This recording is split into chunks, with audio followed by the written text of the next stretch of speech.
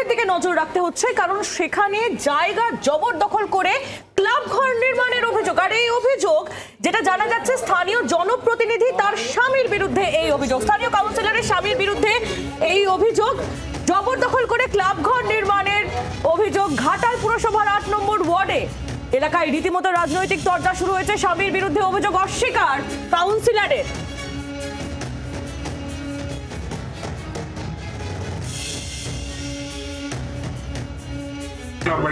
ল্যান্ডের উপর বসতে বলতে যেটা ক্লাবের ছেলেরা বলছে যে এরকম জাস্ট লিখিত একটা দরখাস্ত আকারে দিয়ে গেছে, হ্যাঁ সেটা আমরা পেয়েছি।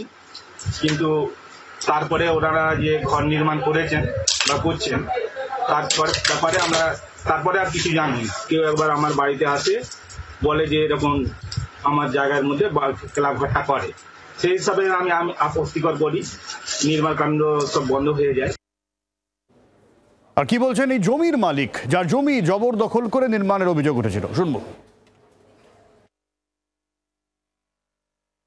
বেআইনিভাবে ক্লাব হচ্ছে, ক্লাব করছে পাড়ার কিছু সংখ্যক ছেলে। হ্যাঁ, আমি সকলের কাছে এক মাথা থেকে যাচ্ছি, কাউন্সিলর কিংবা আমি চেয়ারম্যান কিংবা ধরুন বিএলআরও কেউ কোনো এসব জিনিসে হস্তক্ষেপ করছেন বা কোনো কিছু মীমাংসা আসছে।